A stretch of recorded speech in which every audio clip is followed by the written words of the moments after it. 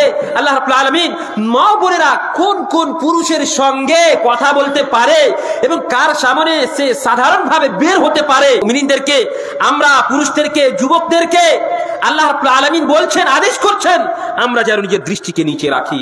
ওয়াহফাযু ফুরুজাহুম, এবং তারা যেন নিজের লজ্জাস্থানের হেফাজত করে। এই এবার আসেন পরবর্তী আয়াতে আল্লাহ রাব্বুল আলামিন মহিলাদেরকে পর্দা করার পূর্বে পুরুষদেরকে আল্লাহ তাআলা বলছেন, মহিলাদের পর্দা করার পূর্বে আল্লাহ তাআলা পুরুষদেরকে বলছেন, قل للمؤمنين يغضوا من أبصارهم ويحفظوا فروجهم ذلك أزكى لهم إن الله خبير بما يصنعون। আল্লাহ তাআলা বলছেন নবী সাল্লাল্লাহু আলাইহি ওয়াসাল্লামকে, হে নবী আপনি মুমিনদেরকে বলে দেন, পুরুষদেরকে আপনি বলে দেন, কি বলে দেন? ইয়াগুদ্দু মিন আবসারিহিম, তারা যেন নিজের দৃষ্টিকে নিচে রাখে। মুমিনদেরকে, আমরা পুরুষদেরকে, যুবকদেরকে আল্লাহ রাব্বুল আলামিন বলছেন, আদেশ করছেন আমরা যেন নিজের দৃষ্টিকে নিচে রাখি। ওয়াহফাযু ফুরুজাহুম, এবং তারা যেন নিজের লজ্জাস্থানের হেফাজত করে। এই আদেশ আল্লাহ রাব্বুল আলামিন করলেন আর বললেন, ইন্নাল্লাহা খাবীরুম বিমা ইয়াসনাউন, আপনি যাহা কিছু করছেন সমস্ত কিছু সম্পর্কে আল্লাহ রাব্বুল আলামিন অবগত। আল্লাহ তাআলা দেখছেন, শুনছেন এবং আপনার কর্মকাণ্ড হিসাবে আল্লাহ রাব্বুল আলামিন আপনার হিসাব নিকাশ করবেন কিয়ামতের দিন।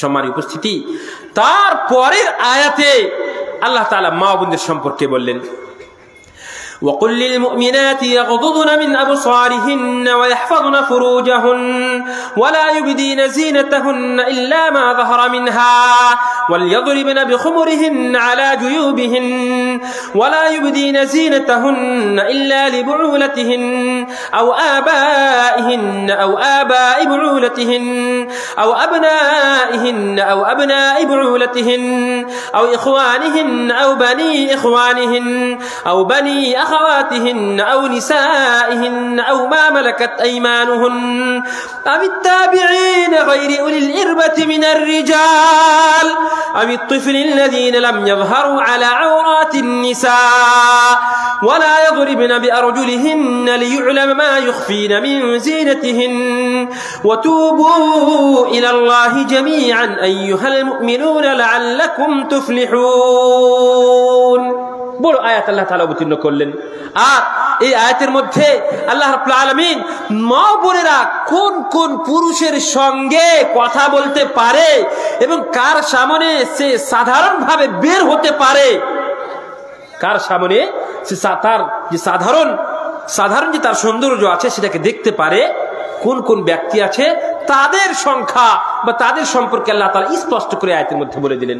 তার পূর্বে আল্লাহ তাআলা কি বললেন? ওয়াকুল লিল মুমিনাত, হে নবী সাল্লাল্লাহু আলাইহি ওয়াসাল্লাম আপনি মুমিনাতদেরকে বলে দেন, মুসলিমা মহিলাদেরকে আপনি বলে দেন, কি বলে দেন? তারাও যেন নিজের দৃষ্টিকে নিচে রাখে।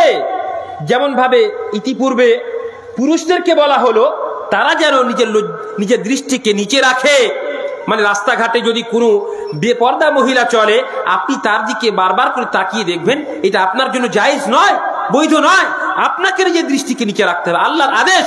তেমনি ভাবে মহিলাদেরকেও আল্লাহ রাব্বুল আলামিন প্রথমে আদেশ করলেন তারা যেন নিজের দৃষ্টিকে নিচে রাখে এবং তারাও যেন নিজের লজ্জাস্থানের হেফাজত করে। এবং ওয়ালিয়াদরিবনা বিখুমুরিহিন আলা জুয়ুবিহিন, এর ব্যাখ্যা বিশ্লেষণ করতে গিয়ে মুফাসসিরিন কেরামেরা বলছেন যে তারা যেন নিজের মাথার উপর থেকে এমন লিবাস, এমন কাপড় নিচে লাগিয়ে দেবে যেন সম্পূর্ণ তার শরীরটা ঢেকে থাকে। এইভাবে পর্দা করার কথা আল্লাহ রাব্বুল আলামিন বললেন।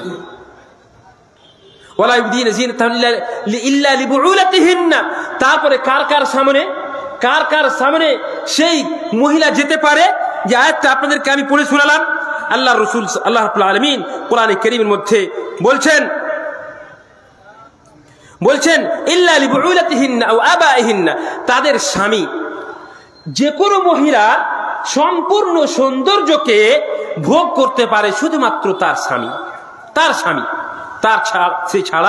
তার লজ্জা স্থানকে কাউরি সামনে দেখা বা তার সম্পূর্ণ সৌন্দর্যকে সুন্দর হয়ে কাউরি সামনে যাওয়া এটা জায়েজ নয়।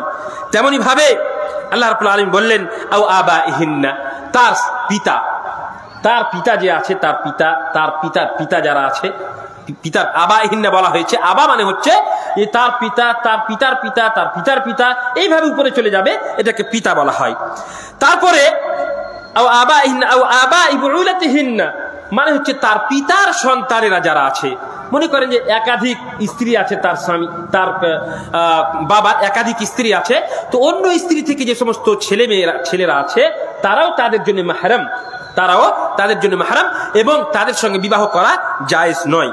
তার সামনেও সে যেতে পারে সাধারণ পোশাকে।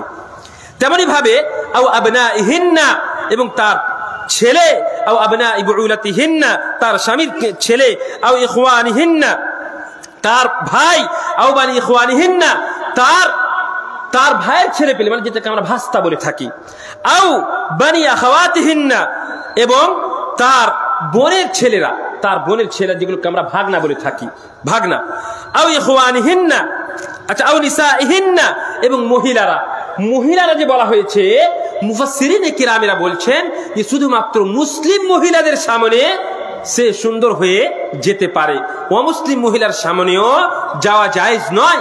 এই কথা মুফাসসিরিনে কিরামেরা বলেছেন, ব্যাখ্যা করেছেন। তেমনি ভাবে ছোট বাচ্চা যারা এখন পর্যন্ত মানে স্ত্রী মেয়েদের সম্পর্কে তাদের ধারণা আসেনি, ছোট বাচ্চা একদম, তারাও তার সামনে যদি মহিলার সামনে চলে আসে তো সমস্যা নেই। তারপরে আল্লাহ রাব্বুল আলামিন বলছেন ওয়ালা ইয়াদরিবনা বিআরজুলিহিন্না, তারা মাটি চলার সময়, রাস্তাঘাটে চলার সময় তারা যদি পায়ের পাজিব লাগিয়ে থাকে, পায়ে যে মহিলারা চাঁদিরকে লাগিয়ে পড়ে থাকে, সেই চাঁদিটা পর্যন্ত যেন পুরুষ মানুষের সামনে প্রকাশ না পায়। শব্দ হচ্ছে, যাচ্ছে তো শব্দ হচ্ছে, এরকম যেন না হয় আল্লাহ রাব্বুল আলামিন মানা করেছেন। তারপর আল্লাহ বলছেন ওয়াতুবু ইলাল্লাহি জামিআন আইয়ুহাল মুমিনুনা লাআল্লাকুম তুফলিহুন, হে ঈমানদারগণেরা, তোমরা আল্লাহ রাব্বুল আলামিনের কাছে তওবা করো, তাহলেই তোমরা সফল হবে। সম্মানিত উপস্থিতি, এই আয়াতের মাধ্যমে আমরা জানতে পারলাম যে মহিলারা কোন কোন পুরুষের সামনে তারা সাধারণভাবে যেতে পারে, এটা আমরা জানতে পারলাম, এবং মহিলাদেরকে আল্লাহ তাআলা পর্দার আদেশ দিলেন।